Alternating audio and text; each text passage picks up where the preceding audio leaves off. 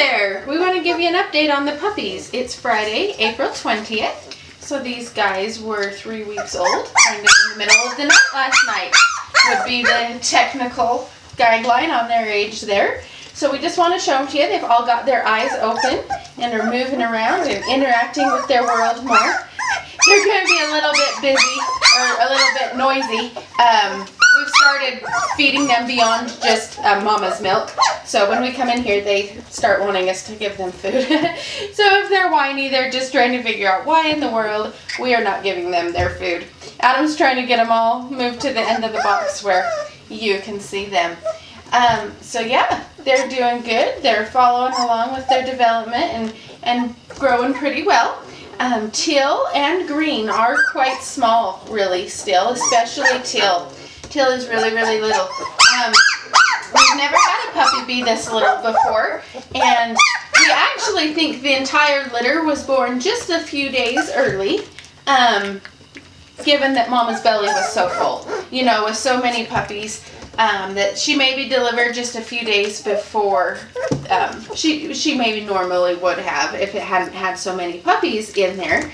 And then, you know, we think Green and Teal, that their eggs were released quite a bit later than the other puppies, so that they were really even born, you know, further ahead of their actual due date. So I think that that's kind of what we're dealing with here.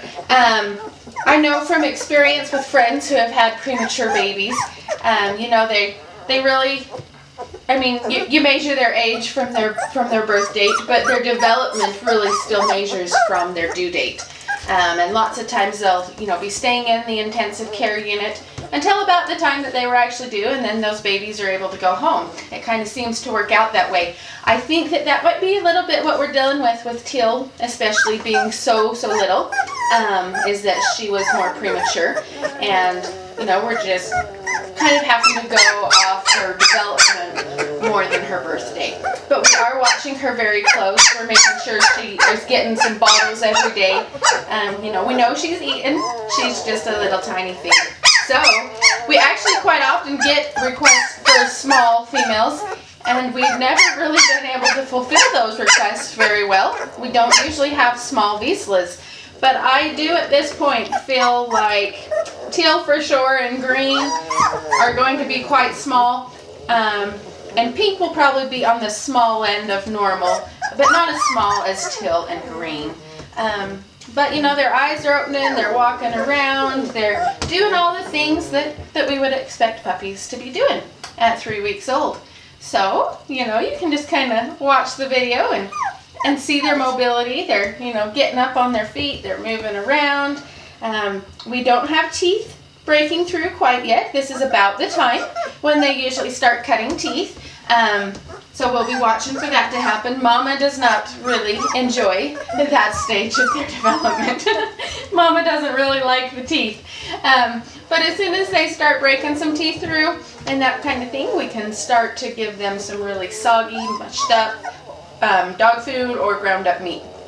And those will be the foods that we will start to introduce into their diet. They will continue to stay on milk till probably, you know, 5-6 weeks old, that they'll still be getting some milk. But here pretty quick, as soon as their teeth start cutting through, and then that is when we will start to introduce some of those other foods. Now, kind of the thought process and concept behind that, you know, in everything we do, we try and say, well, what is natural for a dog?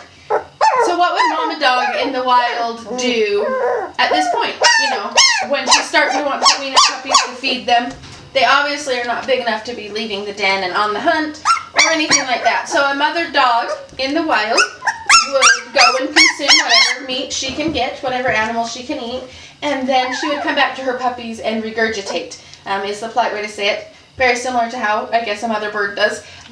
She'd come back and regurgitate that chewed up food for her puppies. So they would be getting chewed up, mushy, soft, partially digested meat at this point, is what a puppy in the wild would be getting. So that's kind of what we have to try and mimic to keep things natural for the dogs. So as soon as those teeth start coming through, we'll say, okay, Mama is not wanting to nurse so much, she's wanting to come back, cut back. Let's allow her to start that weaning process just like she wants to do.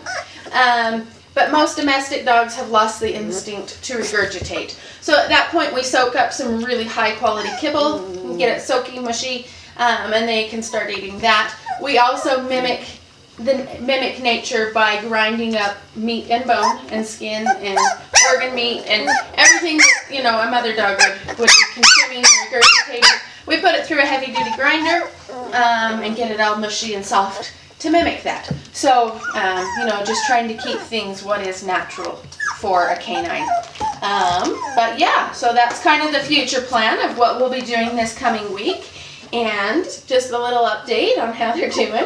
Looks like they've been playing for a while in here. They're starting to conk out.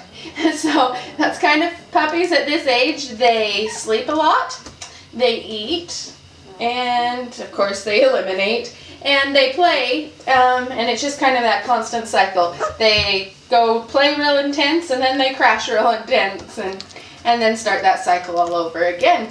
So, yeah, they're doing great. We're really happy with what we're seeing.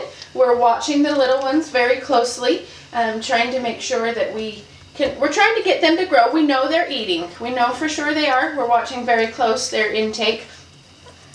So their slow growth is not due to them being pushed aside and not getting enough food.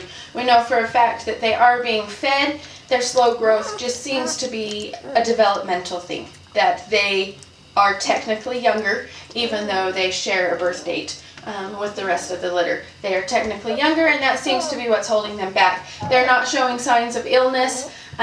You know, if it was something like parvo or any of those panic bad sicknesses that puppies can get, we'd be seeing that widespread throughout the litter. We wouldn't be having these bigger guys that, you know, are growing so well. So that's really, it's a new front for us that we're forging here. We've never had puppies this little, but we are watching them and trying to do our best to get them growing, and we'll keep you updated.